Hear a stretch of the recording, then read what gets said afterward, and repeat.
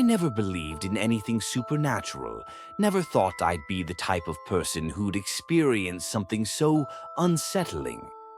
But after what happened to me, I'm not so sure anymore. I live in a small town, the kind where everyone knows everyone.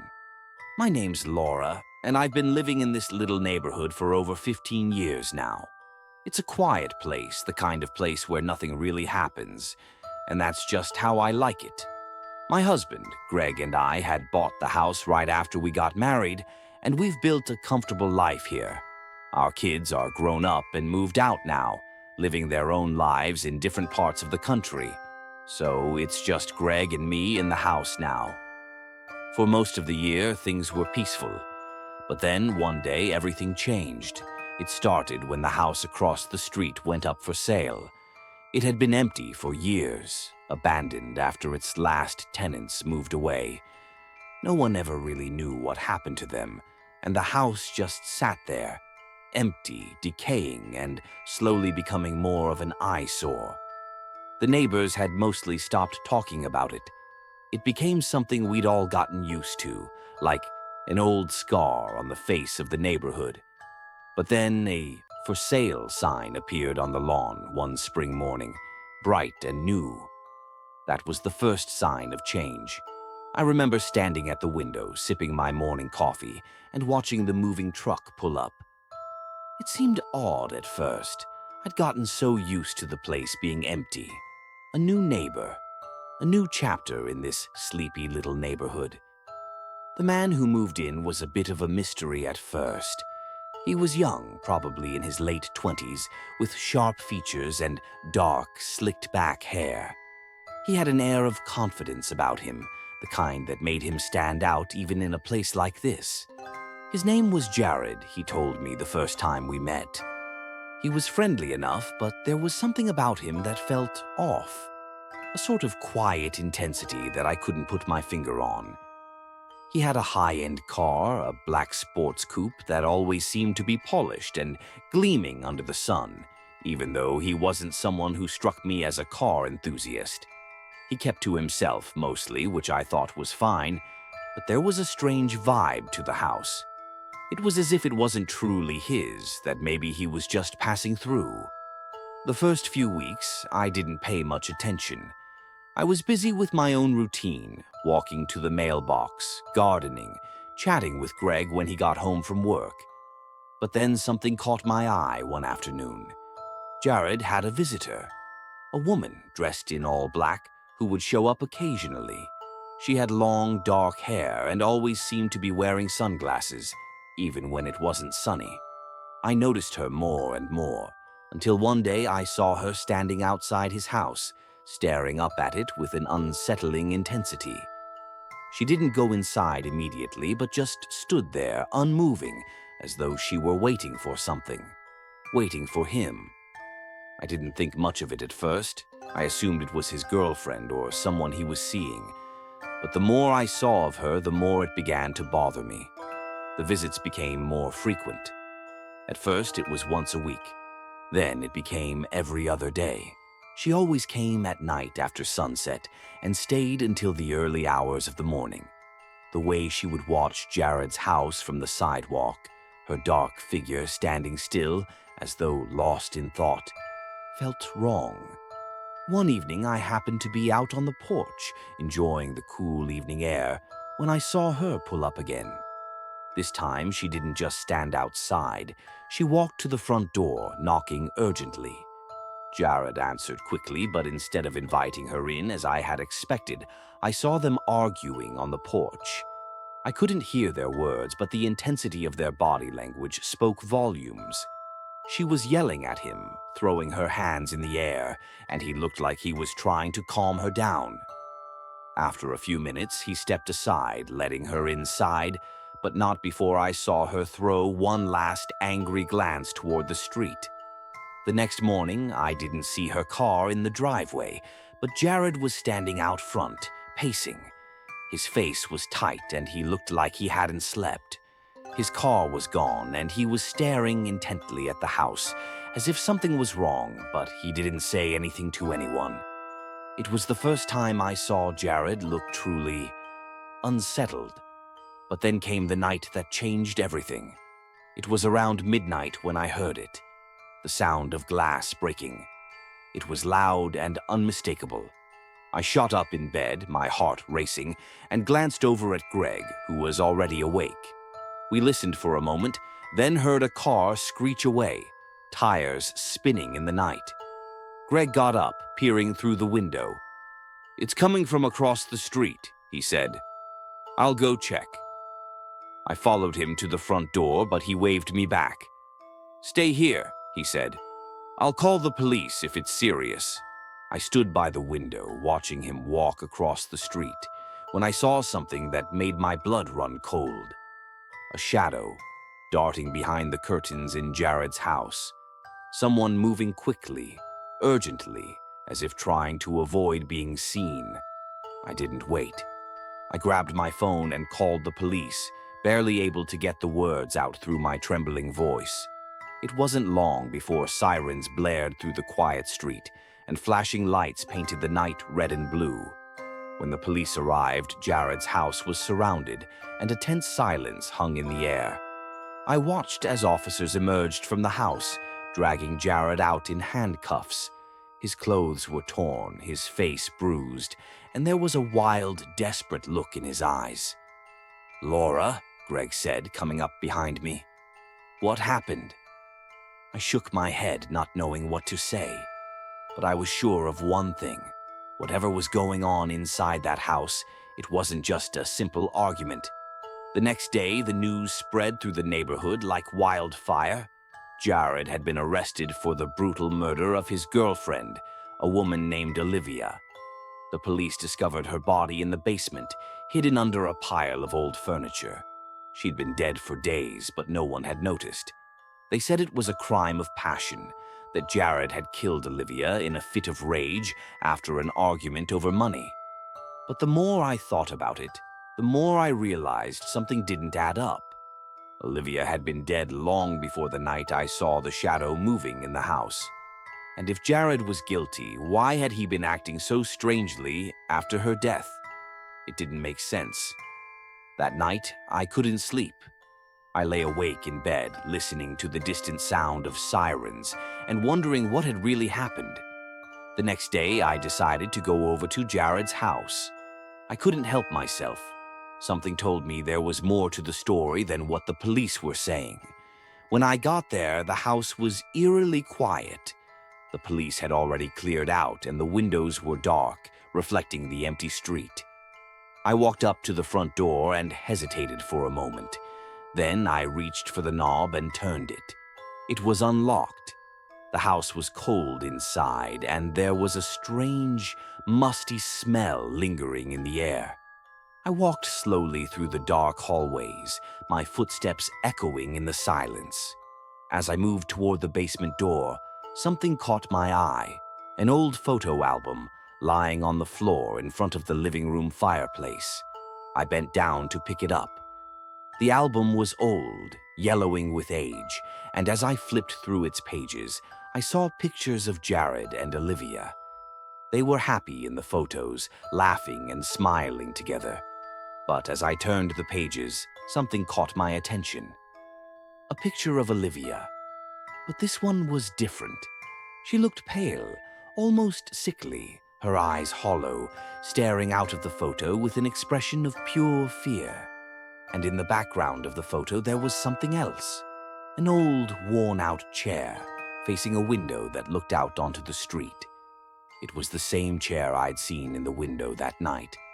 The night Jared had been acting so strange. I dropped the album, my heart pounding in my chest. Suddenly I felt like I wasn't alone. A cold breeze swept through the house, and I turned to see the figure standing in the doorway. It was Olivia. She stood there, her face pale, her eyes empty, staring at me with an expression I'll never forget. "I need to leave," I whispered, but my body wouldn't move. The shadow of her figure seemed to loom over me, and I could feel the weight of her presence pressing in. And then, as quickly as she appeared, she was gone. I ran out of the house, my heart racing, and I haven't been back since. Jared was eventually released from prison, though the authorities never explained how or why he had been arrested in the first place. But I don't care about the details. All I know is that there's something wrong with that house, something wrong with Jared. And I don't think I'll ever be able to shake the feeling that Olivia's not really gone. I was a sophomore in college when I found myself living off campus. Freshman year had come and gone, and with it, my chance at a dorm room. It wasn't ideal, but I didn't have many options. I had been scrambling to find a place, and after weeks of dead ends, I managed to get a room in an old house on the outskirts of town. The house was part of a small co-op community that consisted of 3 houses near the university. It wasn't the best location, definitely not convenient, but it was cheap, and I had a bike. That was enough to make the long commute tolerable. Most of the residents were fellow students, but there were a few who stood out. A couple of alumni lived there, and a handful of older individuals who were going back to school. The one person who immediately stood out to me, however, was the woman who lived in the second house in the co-op. She was much older than everyone else, probably in her late 50s, but there was something about her that made her look even older. Her hair was mostly gray, and she walked with a noticeable limp, as if a back injury had left her with a permanent disability. She was always quiet, always kept to herself. I didn't mind that at first. In fact, I preferred it. But what bothered me was her expression, or lack thereof. It was blank, vacant, like she wasn't really there. She wasn't unfriendly, but she wasn't warm either. In fact, she looked like she was just going through the motions, existing without ever really living. One evening, I saw her in the kitchen, and I couldn't help but notice how odd it was that she was there. The house had 3 kitchens, one for each of the 3 homes. But she was in ours, our common kitchen. She wasn't cooking. She wasn't eating. She wasn't talking to anyone. She was just standing there watching the rest of us. We were laughing, making dinner, talking about our day, and there she stood, staring at us with that blank expression, like she was seeing something we couldn't. I remember catching her gaze once or twice, and it felt like she was looking directly at me. I told myself it was all in my head. She was probably just zoning out, lost in her thoughts. But still, there was this nagging feeling that she was watching me specifically. Watching all of us, in fact, like we were some kind of experiment. A few days later, I was sitting in my room, working on some homework, when I saw her again. This time, I spotted her from my window.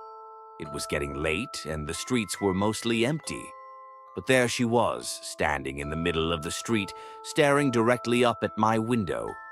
It was cold out, and she was dressed in nothing but a light jacket. She was still and motionless, like a statue.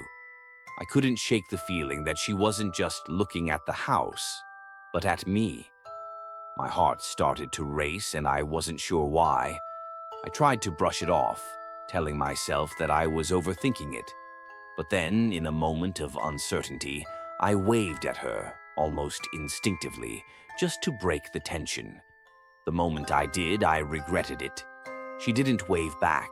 Instead, she jumped up and down a few times like she was excited, like she'd been waiting for that moment.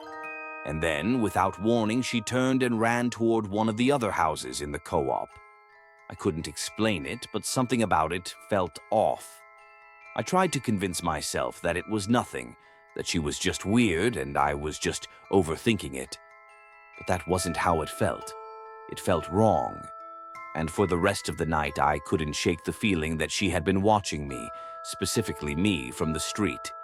And now she knew which room was mine.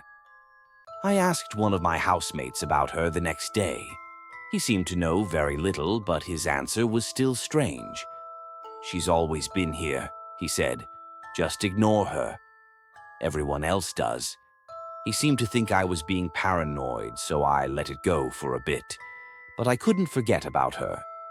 I kept asking around until I finally got a bit more information from a senior in the other house she lived in.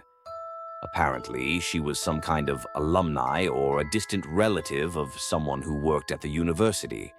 No one was sure, but what was clear was that no one really talked about her, and no one really cared.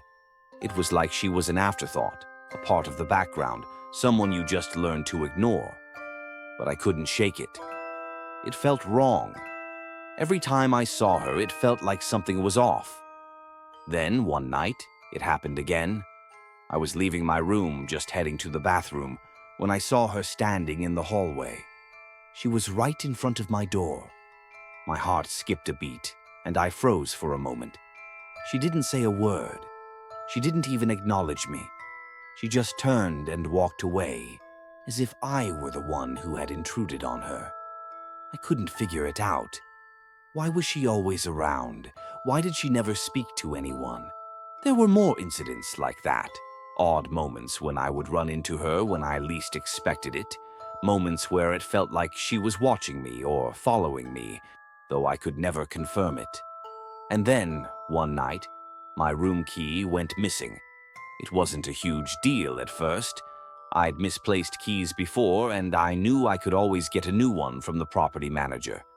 But that night, as I lay in bed, I was suddenly awakened by a soft noise coming from my closet.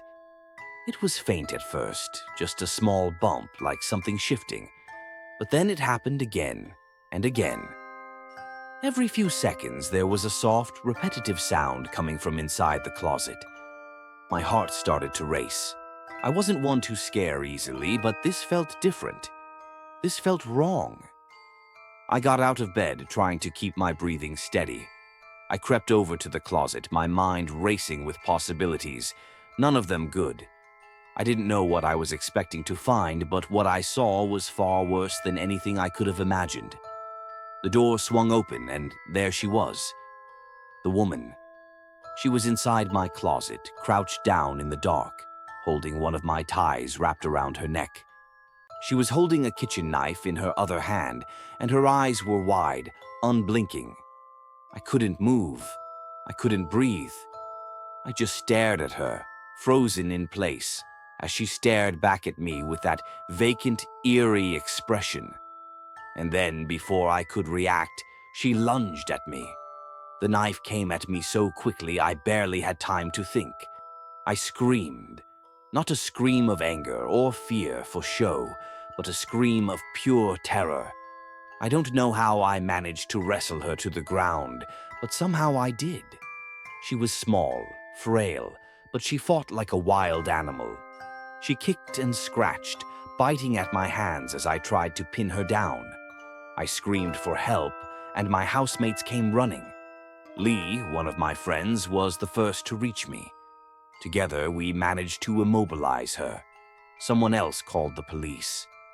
The whole thing was a blur after that. The police arrived quickly, and they arrested her right away. She didn't say a word. She didn't scream. She just sat there, silent, like she had no idea what she'd just done. It wasn't until later that I found out the truth. Apparently, she was the property manager's sister. He had been letting her live there without telling anyone, under the radar. She had severe mental health issues, and instead of getting her proper care, he just threw her into one of the empty rooms in the house. She had no history of violence, but when they dug deeper, they found out she had been stalking me. The property manager was arrested shortly after for neglect and other charges. Honestly, I felt more anger toward him than her. She had a mental illness. She wasn't responsible for her actions. But he was. He was the one who had put all of us at risk. I left that house soon after. I couldn't shake the feeling of her watching me, knowing she had been inside my room, so close to me. Sometimes, when I think about it, I wonder if I ever really knew her at all, or if she ever really knew me. But I'll never forget that night, and I'll never forget the feeling that something was terribly, horribly wrong. I moved into my new apartment a month ago. It wasn't much. just a small one-bedroom place in an older building downtown. The walls were thin, the pipes rattled, and the floors creaked under my weight. But it was cheap and I needed a fresh start. My neighbors were quiet and, for the most part, everything seemed normal. At first, it started with small things. The sound of footsteps at odd hours, a whispering voice that I chalked up to the wind. My keys would go missing, only to turn up in strange places, inside the fridge, under my bed, once even in the bathroom sink. I laughed it off. I was just adjusting to a new space, right? Maybe I was more absent-minded than I thought. Then came the knocking. It was late, probably around 2 in the morning when I first heard it. 3 soft, deliberate knocks. Not on my door, but on my bedroom wall. The wall that separated my apartment from the vacant unit next door. At first, I ignored it. Just the old building settling, I told myself. But the next night, it happened again. 3 knocks. Always 3. I pressed my ear against the wall, holding my breath, but there was nothing. Just silence. A few days passed without incident. Then, one night, I woke up freezing. My blanket was gone. I sat up, shivering, and found it crumpled in a heap at the foot of my bed. I frowned, pulling it back over me, but as I lay down, I noticed something strange. The closet door was open. I never left it open. I stared at the dark void inside. My heart pounded. It felt wrong, like something was watching me from within. I got up, my hands shaking, and closed the door. The latch clicked into place, and I practically dove back into bed, pulling the covers over my head. Sleep didn't come easy after that. A week later, I invited my friend Mark over. I hadn't told him about any of the weird stuff happening. I didn't want to sound crazy. But I needed company. As we sat in the living room watching a movie, I heard it again. Knock, knock, knock. Mark looked at me. What was that? I forced a laugh. Probably the pipes. Another knock. This time it came from inside my bedroom. Mark frowned, getting up. Dude, that's not the pipes. I hesitated before following him down the hallway. My bedroom door was ajar, the darkness inside seeming heavier than before. Mark pushed the door open and we both froze. My blanket was on the floor again. The closet door stood wide open. Okay, Mark said, backing away. That's creepy as hell. I swallowed hard. I told you, this place is weird. Mark shook his head. No, man, that's not weird. That's someone or something messing with you. We checked the closet. Nothing. We checked under the bed. Nothing. Eventually, Mark convinced me to crash at his place for the night. I didn't argue. When I came back the next day, my apartment felt different, stiller, like something was waiting. I did my best to ignore it, but that night, I woke up to a sound that made my skin crawl. Breathing. It was soft, raspy, coming from the foot of my bed. I didn't move. I barely breathed. My eyes stayed locked on the ceiling, my heart hammering in my chest. Slowly, I reached for my phone on the nightstand, but the second I moved, the breathing stopped. Silence stretched through the room. Then, the closet door creaked. I bolted upright, fumbling to turn on my phone's flashlight. The beam cut through the darkness, landing on the open closet door. And standing just inside it, a figure, tall, shadowed, its head tilted at an unnatural angle. I couldn't move, couldn't scream. It took a step forward and I saw its face, or rather the lack of one. A smooth, featureless expanse of pale skin where eyes, a nose, and a mouth should have been. My phone slipped from my fingers. The light flickered as it hit the floor, casting shadows that made the thing seem even taller. It took another step, impossibly slow, deliberate, as if savoring the moment. Then, just as I finally found my voice, the light went out. Everything went black. I don't remember what happened after that. The next thing I knew, it was morning. I was lying in bed, my phone on the nightstand, fully charged. The closet door was closed. My blanket was neatly tucked around me, like nothing had ever happened. But I know it did, because when I got up, I noticed something new. 3 scratches on the bedroom wall, right where my head had been resting.